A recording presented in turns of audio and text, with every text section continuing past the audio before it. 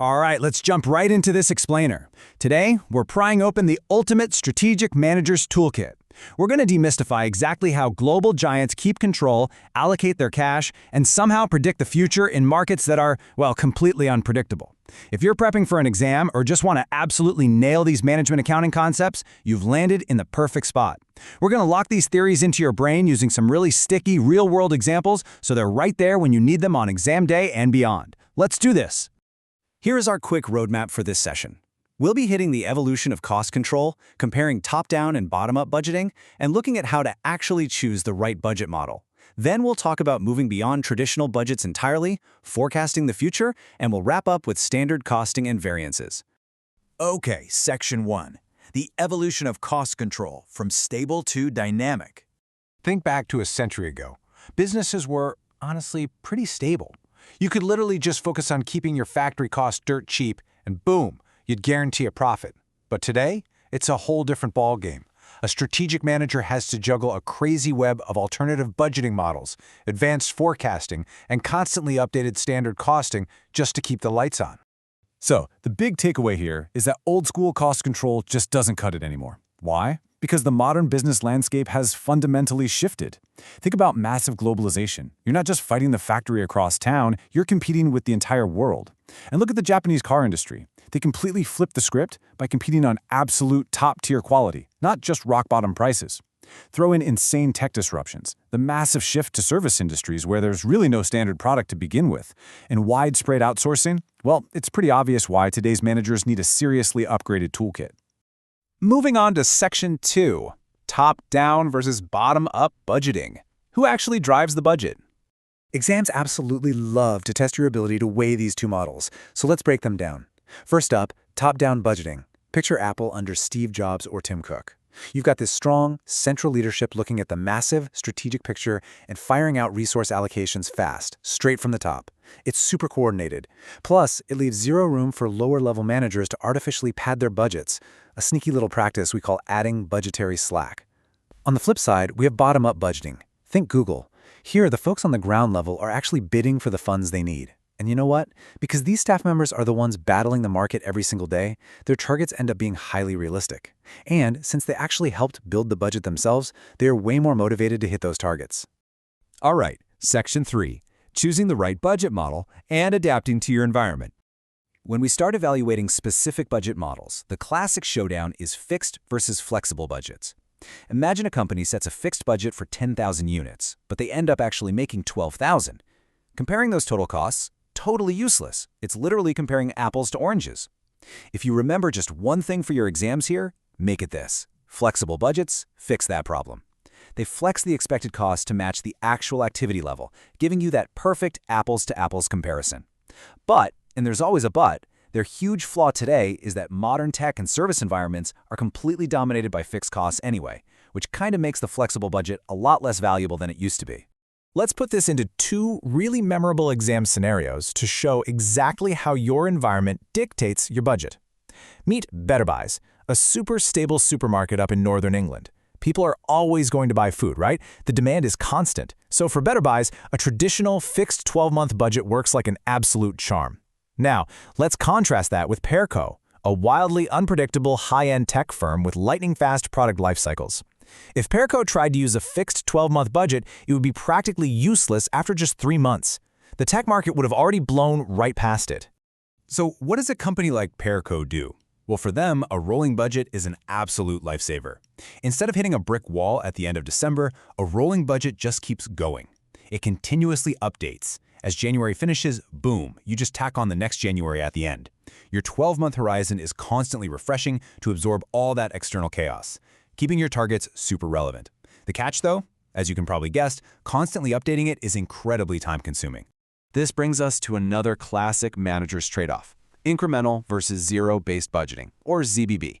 Incremental budgeting is kind of the lazy, easy route. You just take last year's budget, maybe slap on 5% for inflation, and call it a day. It's lightning fast, but it heavily compounds past inefficiencies. If a department wasted a ton of cash last year, congratulations, they get to waste it again this year. Zero-based budgeting flips this entirely. You start with a totally blank sheet of paper, a literal zero, and you force managers to justify every single penny they want to spend based on actual corporate goals.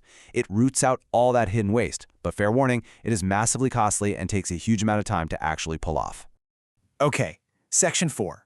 Moving beyond traditional budgets. What happens when the old ways just fail? This is a huge pivot point. What do you do when the business world is spinning so fast that traditional budgeting just completely breaks down? Well, management theorists Hope and Fraser argue that annual budgets are actually a massive trap.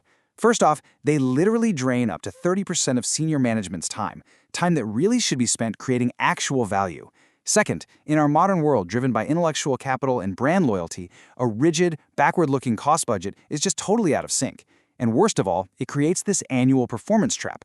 Think about it. If a manager's year-end bonus is tied to hitting a fixed budget target, they're going to game the system. They might skip crucial machine maintenance just to make their current expenses look artificially low, all to secure that bonus check. So, Hope and Fraser's big solution is the beyond budgeting model. They basically say, rip up that traditional fixed performance contract. Instead of locking people into rigid financial targets, you empower your local managers by devolving the planning away from the center. You rely on rolling forecasts, rank your managers against peer benchmarks, and focus on highly agile key performance indicators, or KPIs. But here's the real genius part.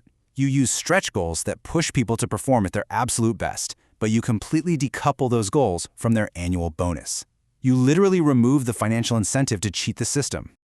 Moving right along to Section 5, forecasting the future and predicting what is coming next. Now, take a deep breath. While you won't actually have to calculate this formula in your exam, you absolutely must lock this equation into your visual memory. Linear regression is basically our main quantitative tool for figuring out relationships between historic variables. Simply put, X is our predictor, something like advertising spend, and Y is what we are actually trying to forecast, like sales revenue. By mapping out historical data points, we can draw a line of best fit and mathematically project into the future. Then we've got time series analysis. Imagine you're looking at an ice cream company sales over a 5-year stretch. Obviously, sales are going to skyrocket every single July and completely crash every December, right? Time series analysis uses past values at equally spaced intervals to mathematically strip away those completely predictable seasonal spikes. What you're left with is the genuine underlying long-term trend of the company's growth. It clears the noise. Nowadays, forecasting is heavily supercharged by data warehousing. A dynamic company, let's bring back Pearco, can scoop up mountains of customer website data and mine it to find hidden patterns, like noticing which two products are almost always bought together. That is a game changer for inventory management. But listen closely, because examiners absolutely love this evaluation point. Beware the veracity problem. If you're feeding your shiny new forecasting model with qualitative data scraped from social media, that data could easily be imprecise, totally fake, or just wildly out of date. And if your inputs are bad, your highly advanced model is going to spit out completely incorrect business conclusions. And finally, Section 6, standard costing and variances, setting those baseline expectations. For the final tool in our Strategic Managers Toolkit, we're heading right back down to the factory floor. Standard costing is all about setting a strict baseline expectation. It's a predetermined target cost for making a product. A variance, then, is simply the difference between what you actually spent and what that standard said you should have spent. If your standard says a wooden chair should cost $10 in raw materials, but it actually costs you $12, boom, you've got yourself an adverse variance. These variances act like immediate flashing alarm bells for management, pointing their attention exactly to the spot where efficiencies are breaking down.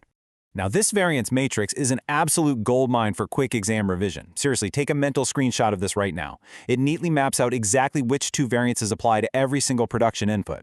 Let's look at materials. A manager has to answer for the price they paid and the usage, meaning how much material they actually wasted. For labor, they're on the hook for the hourly rate they paid and their efficiency, basically how long the workers actually took to do the job.